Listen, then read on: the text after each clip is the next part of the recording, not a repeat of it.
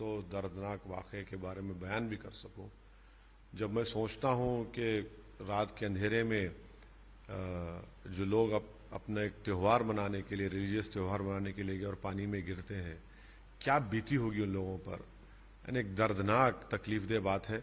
हम तो सिर्फ ये उम्मीद करते हैं कि देश के प्रधानमंत्री श्री नरेंद्र मोदी और उनकी सरकार जो गुजरात में है वो मरने वालों से इंसाफ करेगी, सिर्फ जबानी खर्च ना हो, मरने वालों को ये पता चल जाए, यकीन हो जाए कि इंसाफ हो रहा है।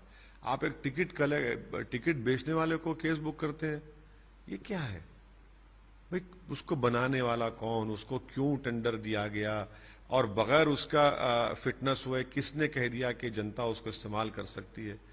ये मुद्दा है। देखिए, आप सिर्फ बोले जाएंगे इंसाफ होगा, हम आश्वासन देंगे, सब जबानी खर्च है।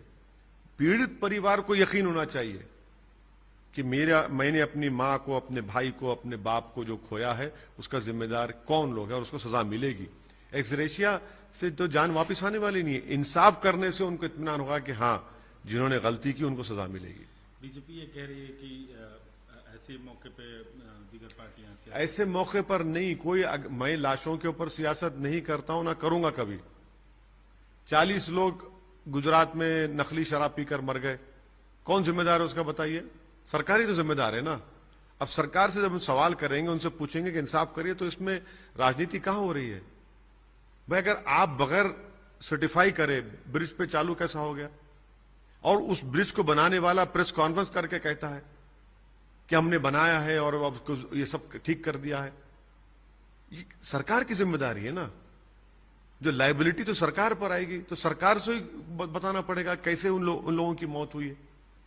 सर, 2 डिस्ट्रिक्ट हैं चुनाव से ठीक पहले, हालांकि पुराना नियम है कि जो पड़ोसी मुल्क हैं, खासतौर से अफगानिस्तान, पाकिस्तान और बांग्लादेश, वहां की जो माइनॉरिटीज हैं, 2 जिलों के कलेक्टर्स को ये देखिए, ये समझ गया मैं।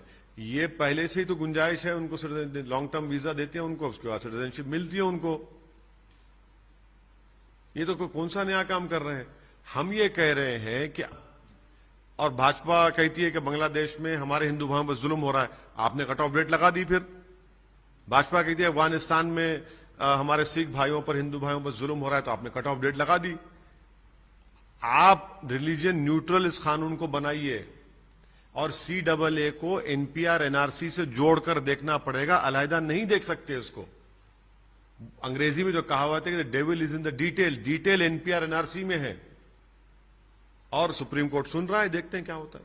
सर, एक कमेटी बनाई गई है यूनिफॉर्म सिविल कोड के लिए गुजरात में, उस पर यूनिफॉर्म सिविल कोड की जो चुनाव से पहले भाजपा ने कमेटी बनाई है, वो अपनी नाकामियों को, अपनी गलत फैसलों को छुपाने के लिए एक कमेटी बनाई गई है कि यूनिफॉर्म सिविल कोड के बारे में सोचेंगे, कैसा करेंगे। आप ये बताइए, Shri Narendra Modi, Hindu undivided family tax rebate सिर्फ हिंदुओं को क्यों मिलता है? मुसलमान ईसाइयों को भी दीजिए। ये तो राइट टू इक्वालिटी के खिलाफ है भारत के संविधान के। गुजरात में डिस्टर्ब्ड एरियाज एक्ट है, एक मुसलमान की दूसरे समुदाय घर खरीदने की इजाजत DM देता ही नहीं है। यह यूनिफॉर्म सिविल कोड है।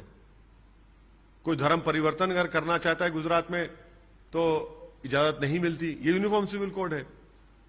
क्या डायरेक्टिव प्रिंसिपल इस संविधान में आर्टिकल 39 नहीं है, जिसमें कहा गया कि देश की पूरी दौलत को सब लोगों में बराबर बांटा जाए? आज देश की 60% दौलत कितने परसेंटेज लोगों के पास है बताइए आप? तो ये है अपनी नाकामियों को छुपाने के लिए यूनिफॉर्म सिविल कोड, और कुछ नहीं है।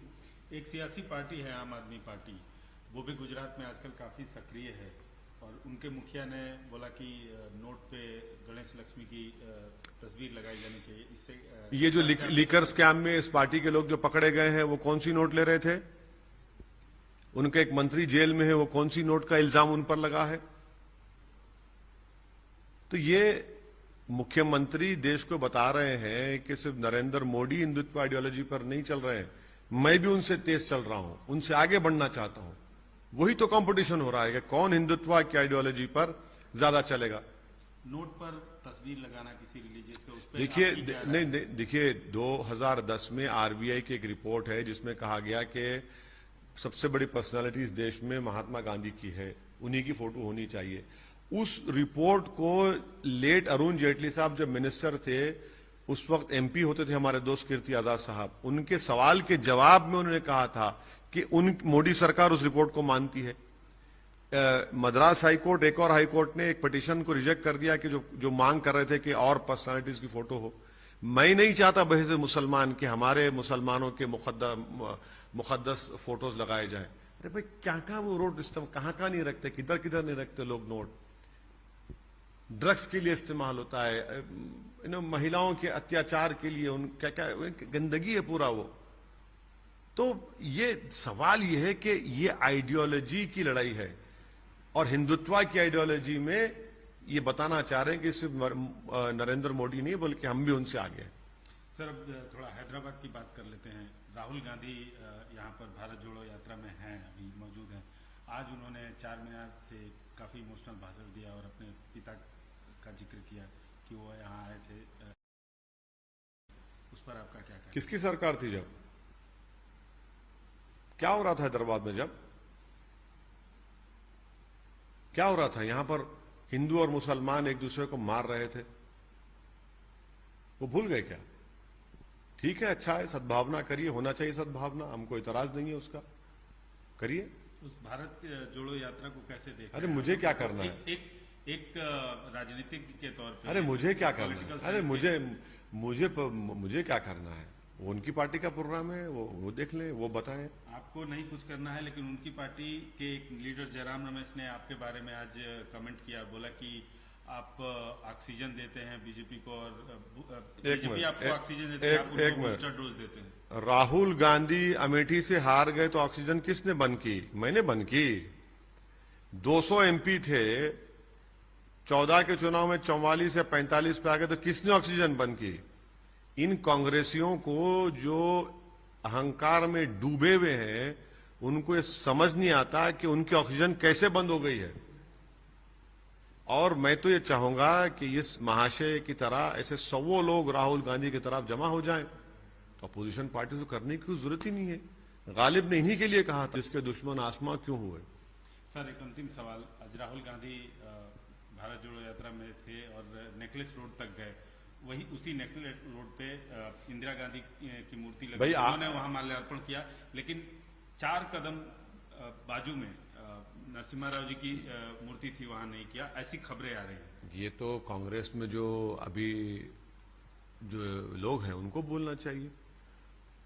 हमारे दोस्त हैं सीधर बाबू करीमनगर के, उनको बोलना चाहिए ये बात। उनकी पार्टी के लोगों को बोलना चाहिए, हम क्या बोलेंगे?